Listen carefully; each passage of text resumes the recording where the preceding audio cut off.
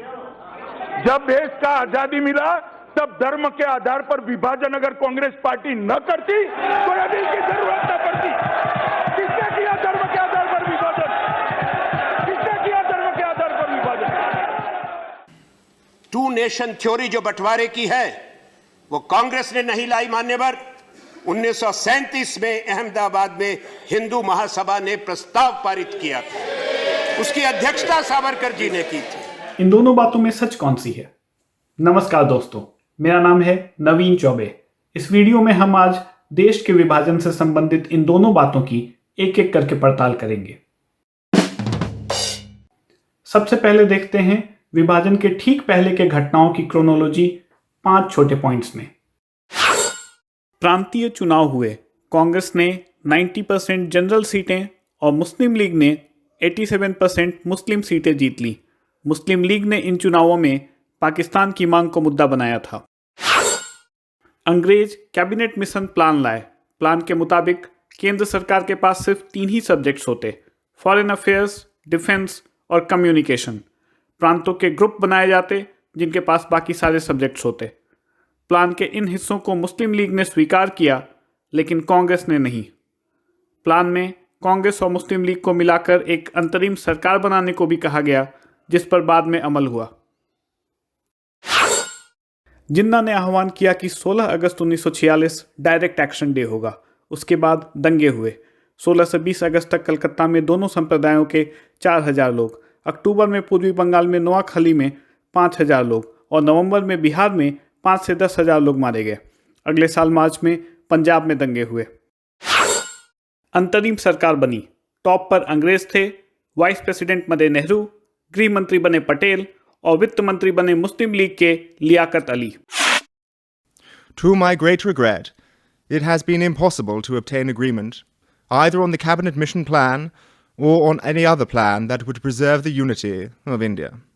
But there can be no question of coercing any large areas in which one community has a majority to live against their will under a government in which another community has a majority, and the only alternative to coercion is partition. ये था Mountbatten का radio संदेश। उनके बंटवारे के plan पर कांग्रेस और मुस्लिम league अंततः तैयार हो गए। लेकिन कांग्रेस विभाजन के लिए राजी हुई कैसे? इसका जवाब हम ढूंढेंगे इन 2 किताबों में। इस पहली किताब को लिखा है मौलाना अबुल कलाम आज़ाद ने, जो 1940 से 46 तक कांग्रेस के अध्यक्ष भी थे। हम एक एक करके 3 कांग्रेसी नेताओं के बारे में पढ़ेंगे। आज़ाद लिखते हैं कि माउंटबेटन के पार्टीशन के सुझाव से सहमत होने वाले पहले व्यक्ति सरदार पटेल थे। आज़ाद के मुताबिक अंतरिम सरकार के अंदर मुस्लिम लीग के वित्त मंत्री लियाकत अली कांग्रेसी मंत्रियों के प्रपोजल्स को रिजेक्ट या डिले कर देते थे। सरदार पटेल को यह एहसास हुआ कि हालांकि वह गृह मंत्री थे, लेकिन लियाकत अली के कॉन्फ्रेंस के बिना एक चपरासी का पोस्ट भी नहीं बना सकते थे। पटेल इस हालत से बेहद झुंझलाए हुए थे और परेशान थे। जब माउंटबेटन ने पटेल को यह सुझाव दिया कि विभाजन इस समस्या का समाधान हो सकता है, तो पटेल तुरंत तैयार हो गए। कोट: नेहरू माउंटबेटन से बेहद प्रभावित थे, लेकिन शायद लेडी माउंटबेटन का प्रभाव उससे भी ज़्यादा था। वह न सिर्फ बेहद बुद्धिमान थी, उनका स्वभाव भी बेहद आकर्षक और दोस्ताना था। वह अपने पति की प्रशंसक थीं और कई बार अपने पति की बातों को उन लोगों को समझाती थीं जो उनसे पहली बार में सहमत नहीं होते थे।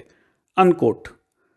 आज़ाद के अनुसार विभाजन के लिए राजी होने के संदर्भ में नेहरू पर लेडी माउंटबेटन के अलावा पटेल और कृष्ण मेनन का भी प्रभाव रहा होगा।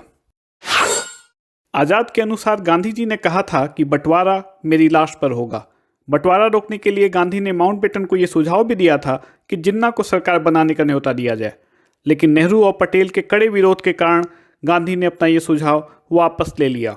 ये दूसरी किताब सरदार पटेल के भाषणों का संकलन है। पटेल, 11 अगस्त 1947, नई दिल्ली।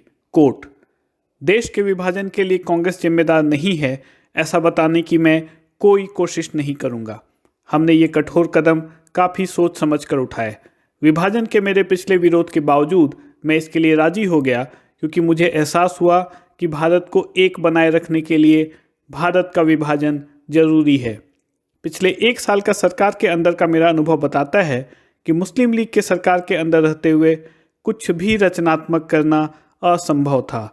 लीग के प्रतिनिधियों ने डेडलॉक क्रिएट करने के अलावा और कुछ नहीं किया। उनका रोल पूरी तरह अवरोधक का था। अनकोट। टू नेशन थ्योरी जो बंटवारे की है वो कांग्रेस ने नहीं लाई मान्यवर। 1937 में अहमदाबाद में हिंदू महासभा ने प्रस्ताव पारित किया था। इस दूसरी पड़ताल को हम जल्दी से देखते हैं 3 छोटे पॉइंट्स में।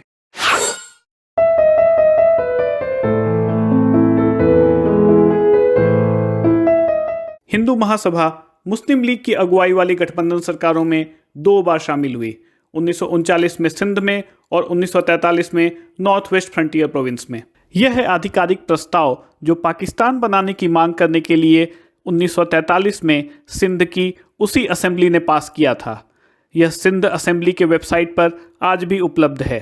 हिंदू महासभा के सदस्यों ने इस प्रस्ताव का विरोध किया था, हालांकि पार्टी उसके बाद भी सरकार में बनी रही। 1941 में हिंदू महासभा बंगाल में फजलुल हक की सरकार में भी शामिल हुई।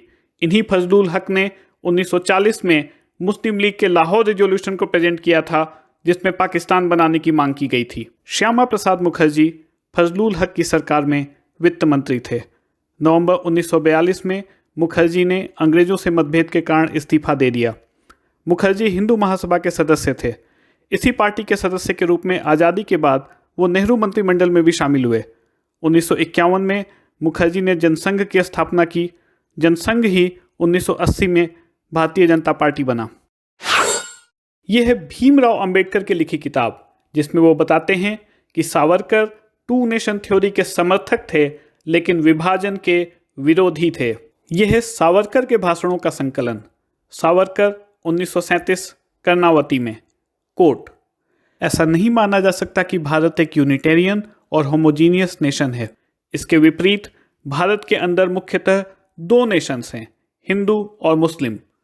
और जैसा कि इस प्रकार की परिस्थिति में अन्य बहुत से देशों में हुआ है, हम ऐसा इंडियन स्टेट बना सकते हैं जिसमें किसी को स्पेशल वेटेज ऑफ रिप्रेजेंटेशन नहीं मिले और स्टेट के प्रति वफादारी साबित करने के लिए किसी को अतिरिक्त कीमत ना चुकानी पड़े। अनकोट। यहाँ जिक्र है एक कार्टून का जो अमृता बाजार पत्रिका में मई 1947 में प्रकाशित हुआ था, जिसमें Shyama Prasad Mukherjee divided Bengal in united India का प्लेकार्ड लिए दिखाए गए हैं।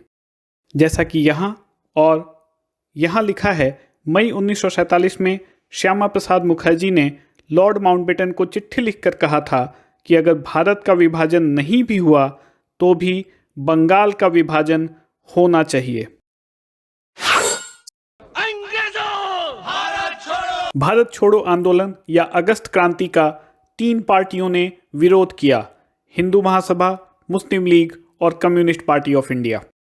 जैसा कि श्यामा प्रसाद मुखर्जी की डायरियों के इस संकलन में और इस सेकंड सोर्स में लिखा है, मुखर्जी ने 26 जुलाई 1942 को बंगाल के गवर्नर सर जॉन हर्बर्ट को चिट्ठी लिखी। कोट, प्रश्न है कि इस आंदोलन से बंगाल में कैसे निपटें। प्रांत का एडमिनिस्ट्रेशन इस प्रकार करना चाहिए कि कांग्रेस की पूरी कोशिशों के बावजूद यह आंदोलन प्रांत में जड़ ना जमा पाए। हमारे लिए और खासकर मंत्रियों के लिए लोगों को यह बताना संभव है कि कांग्रेस ने जिस आज़ादी के लिए आंदोलन शुरू किया है वह तो जनप्रतिनिधियों के पास पहले से ही है। अनकोट।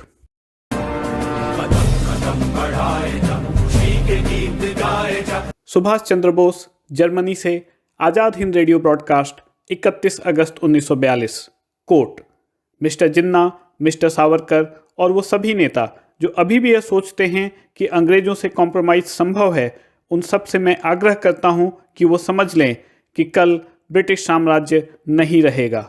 वह सभी लोग, संस्था और पार्टियां जो आज आज़ादी की लड़ाई में भाग ले रही हैं, आने वाले कल के भारत में उनका सम्मानजनक स्थान होगा। ब्रिटिश साम्राज्य के समर्थक आज़ाद भारत में स्वाभाविक रूप से तुच्छ बन जाएंगे। अनकोट। मुस्लिम लीग ने पाकिस्तान बनाने के लिए अभियान चलाया और कांग्रेस उसका विरोध करती रही, लेकिन जब लीग ने अंतरिम सरकार के अंदर रुकावटें खड़ी की तब कांग्रेस भी अंततः विभाजन के लिए राजी हो गई। सावरकर विभाजन के विरोधी थे, हालांकि 2 नेशन थ्योरी के विचार में, गठबंधन सरकारों में और आंदोलन का विरोध करने के मामले में वो मुस्लिम लीग के साथ खड़े दिखे। ये कंटेंट थोड़ा सीरियस हो गया, हैप्पी एंडिंग करते हैं एक फन फैक्ट से। तू मेरी जिंदगी है,